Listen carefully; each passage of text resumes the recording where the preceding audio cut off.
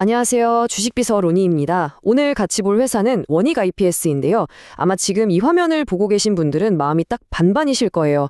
와, 최근 1년 동안 450%나 올랐다고? 이걸로 돈 번 사람들은 진짜 좋겠다 하는 부러운 마음.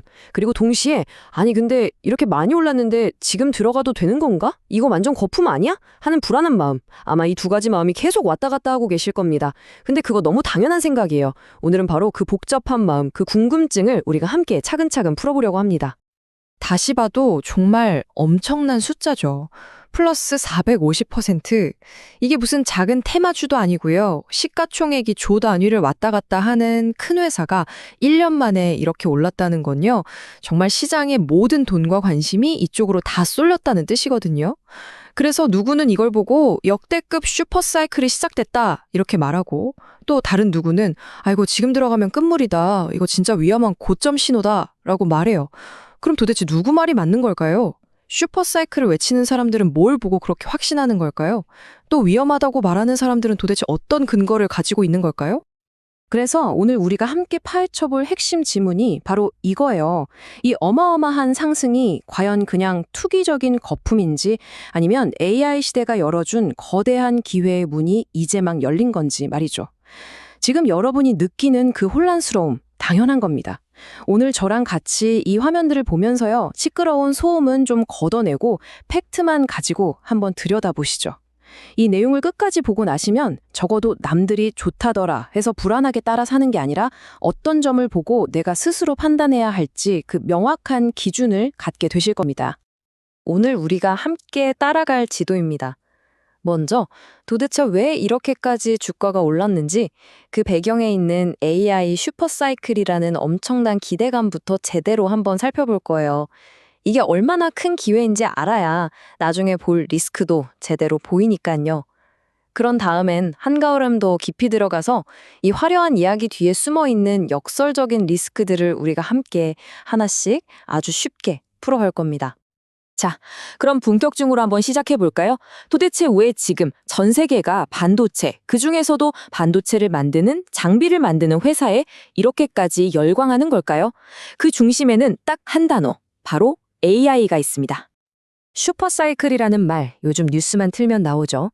이게 정말 중요한 이유는 과거의 반도체 호황과는 성격이 완전히 다르기 때문이에요. 예전에는 어땠나요? 스마트폰 신제품이 많이 팔리거나 PC가 잘 팔리면 반도체 수요가 늘었죠. 이건 일종의 소비에 따른 주기적인 흐름이었어요. 이걸 이렇게 비유해 볼게요. 과거의 반도체 호황이 마치 여름에 인기 있는 블록버스터 영화가 개봉해서 영화관 팝콘 판매량이 갑자기 확 늘어나는 것과 비슷했다면요. 지금의 AI 붐은 아예 영화관이라는 것 자체가 처음 발명되는 것과 같은 상황인 거예요.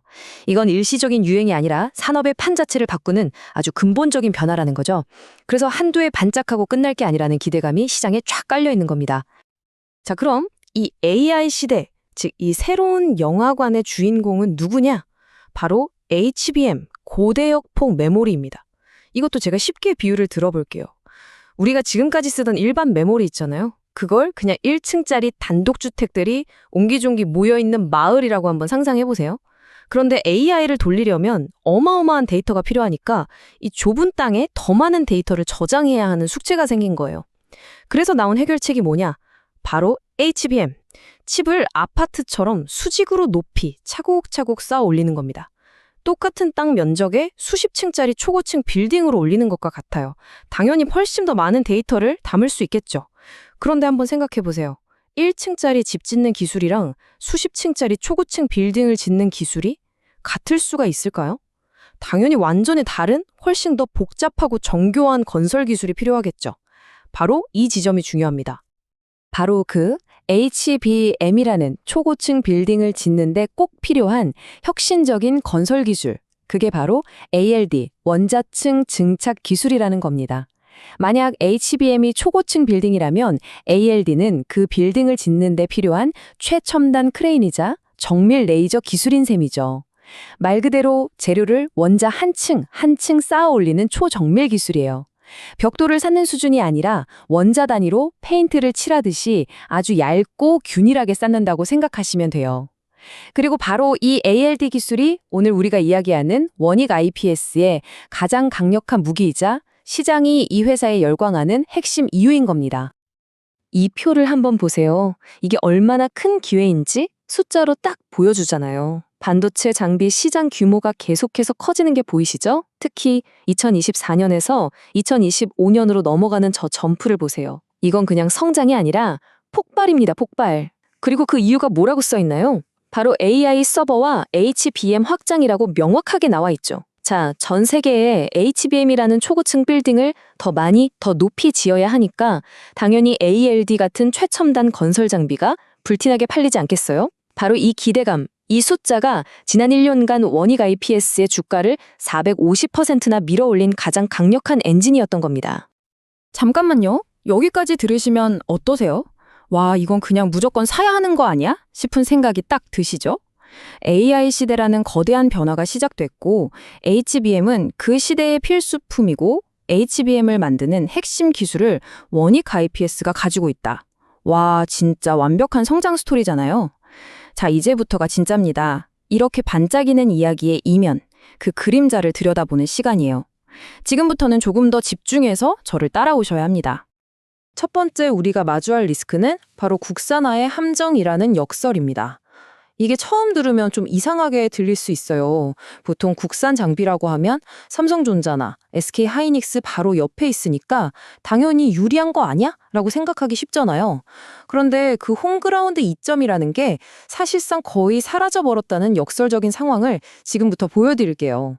조금 의아하게 들리시겠지만 저를 믿고 한번 따라와 보세요. 금방 이해되실 겁니다. 과거에는 이랬어요. 원익 IPS는 한국에 있고 경쟁사인 글로벌 기업들은 저 멀리 미국이나 네덜란드, 일본에 있었죠. 물리적인 거리가 있으니까 당연히 바로 옆에 있는 원익 IPS가 고객사랑 소통도 빠르고 문제 생겼을 때 기술 지원도 즉각적으로 해줄 수 있었어요. 이게 바로 국산화 프리미엄이었죠. 하지만 지금은 상황이 180도 바뀌었습니다. 글로벌 경쟁사들이 더 이상 바다 건너 멀리 있지 않아요. 아예 우리 집 바로 옆으로 이사를 와버렸습니다. 이걸 제가 정말 좋아하는 커피숍 비유로 설명해 드릴게요. 제가 우리 동네에서 오랫동안 장사해온 아주 유명한 로컬 커피 맛집 사장이라고 생각해 보세요. 단골 손님도 많고 우리 가게만의 완두랑 레시피에 대한 자부심도 대단하죠. 그런데 어느 날 세계적인 커피 체인이 저 멀리 다른 나라에서 경쟁하는 게 아니라 아예 제 가게 바로 옆 상가에 훨씬 더 크고 화려한 매장을 열어버린 겁니다. 심지어 우리 동네에서 커피 제일 잘 만든다고 소문난 바리스타들까지 높은 연봉을 주고 스카우트해 갔어요. 손님들 입장에선 어떨까요? 이제 굳이 제 가게만 고집할 이유가 없어진 거죠. 이게 바로 원익 IPS가 지금 처한 상황, 국산화의 역설입니다. 이게 그냥 비유가 아니라는 증거가 바로 이 표에 있습니다. ASM, 도쿄일렉트론, 램리서치 같은 세계적인 장비 회사들이 화성, 평택, 용인, 이천에 지은 시설들을 보세요. 삼성전자, SK하이닉스 공장 바로 옆이죠. 이게 그냥 물건 파는 영업사무소가 아니에요. 수천억 원, 수조 원을 투자해서 지은 핵심 연구개발 R&D 센터랑 생산 공장입니다. 이제 이들도 원익 IPS만큼이나 삼성, 하이닉스와 가깝다는 거죠. 자, 그럼 여기서 핵심 정리. 5년, 10년 전에는 분명히 존재했던 국내 기업이라는 홈그라운드 이점, 지리적 이점은 이제 거의 사라졌다고 봐도 무방합니다. 이제는 정말 순수한 기술력만으로 정면 승부를 해야 하는 완전히 평평해진 운동장에서 싸워야 하는 시대가 온 겁니다. 자, 이제 두 번째 역설입니다. 이건 조금 더 복잡하고 아마 많은 분들이 처음 들어보는 이야기일 수 있어요. 바로 승계 디스카운트입니다. 상식적으로 회사가 잘 되고 주가가 오르면 당연히 그 회사 주식을 가장 많이 가진 대주주가 제일 좋아해야 하잖아요. 그런데 아주 특정 상황에서는 대주주가 오히려 주가가 너무 빨리 오르는 걸 원치 않을 수도 있다는 아주 이상하고 역설적인 이야기입니다. 이건 기업 재무와 관련된 조금 까다로운 개념이지만 이것도 제가 아주 쉬운 비유로 풀어드릴 테니 걱정 마세요. 이 복잡해 보이는 지배구조표를 천천히 한번 같이 볼게요. 다른 회사 이름들은 다 잊으셔도 괜찮아요. 딱 두 가지만 기억하시면 됩니다. 첫째, 우리가 투자한 회사는 맨 아래에 있는 원익 IPS라는 것. 둘째, 창업주 가족들은 이 원익 IPS를 직접 소유한 게 아니라 맨 꼭대기에 있는 호라이즌이라는 개인 회사를 통해 그룹 전체를 지배하고 있다는 것. 이 구조가 왜 중요한지는 바로 다음 비유를 보시면 바로 이해가 되실 겁니다. 여기서 아주 쉬운 비유를 하나 들어볼게요. 아주 부자인 아버지가 강남에 있는 50억짜리 비싼 아파트를 아들에게 물려주려고 합니다. 당연히 장기적으로 집값이 오르면 좋겠죠. 하지만 딱 증여를 하는 그 순간만큼은 공식적인 감정가가 낮게 나오길 바랄 거예요. 왜냐고요? 증여세는 재산 가치에 비례해서 나오니까요. 집값이 50억일 때 증여하면 내야 할 세금과 어떤 이유로든 잠시 집값이 30억으로 떨어졌을 때 증여해서 내야 할 세금은 정말 어마어마하게 차이가 나겠죠. 아들 입장에서는 아버지가 가진 아파트를 물려받을 때 그 아파트 가격이 낮을수록 세금을 덜 내니까 좋은 겁니다. 자, 이 타임라인을 보면 방금 그 집 증여 비유가 현실에서 어떻게 일어났는지 알 수 있습니다. 그룹의 꼭대기에 있는 주식 원익의 주가가 최고점을 찍고 불과 2달 만에 40% 넘게 빠집니다. 바로 그때 창업주가 자신의 지분을 자녀들의 회사인 호라이즌에 넘깁니다. 주가가 낮을 때 넘겼으니 자녀들 입장에서는 훨씬 적은 비용과 세금으로 그룹 전체의 지배권을 물려받을 수 있게 된 거죠. 자, 여기서 아주 직설적으로 한번 정리해 볼게요. 일반 주주인 우리는 주가가 계속 오르기만 바라지만 승계 과정에 있는 대주주 가족 입장에서는 주가가 너무 급등하는 게 세금 폭탄 때문에 마냥 반갑지만은 않을 수 있다는 겁니다. 이런 잠재적인 이해상충 관계가 주가 상승을 억누르는 보이지 않는 천장 역할을 할 수 있다는 것. 이게 바로 승계 디스카운트의 핵심입니다. 자, 이제 마지막으로 뉴스에는 잘 나오지 않지만 우리가 반드시 알아야 할 2가지 숨겨진 리스크를 짚어보겠습니다. 거의 다 왔으니까 조금만 더 힘내서 따라와 주세요. 아주 이상한 질문이죠. 반도체를 더 잘 만들게 되면 당연히 장비도 더 많이 팔려야 하는 거 아닌가 싶으실 텐데요. 정말 말도 안 되는 소리 같지만 이게 왜 현실적인 리스크인지 지금부터 숫자를 보면서 설명드릴게요. 결론부터 말하면 지금 HBM 장비가 이렇게나 많이 팔리는 이유 중 하나는 역설적으로 HBM 만들기가 너무 어렵고 비효율적이기 때문입니다. 이 표를 보세요. HBM은 칩을 여러 층 쌓아서 만드는데 각 층을 성공적으로 만들 확률, 즉 수율이 95%라고 해볼게요. 95%면 꽤 높은 숫자잖아요. 그런데 이걸 12층 쌓으면 최종 성공 확률은 54%로 뚝 떨어집니다. 16층을 쌓으면 44%밖에 안 돼요. 이게 무슨 뜻이냐면 100개를 만들면 56개는 버려야 한다는 뜻이에요. 중간에 딱 한 층이라도 불량이 나면 전체를 다 버려야 하거든요. 지금 반도체 회사들은 이렇게 낮은 수율 때문에 목표 생산량 100개를 맞추기 위해서 실제로는 200개, 300개를 만들 수 있는 장비를 사서 양으로 밀어붙이고 있는 상황입니다. 만약에 기술이 획기적으로 발전해서 수율이 90%까지 확 올라가면 어떻게 될까요? 지금처럼 많은 장비가 필요 없어질 수도 있다는 거죠.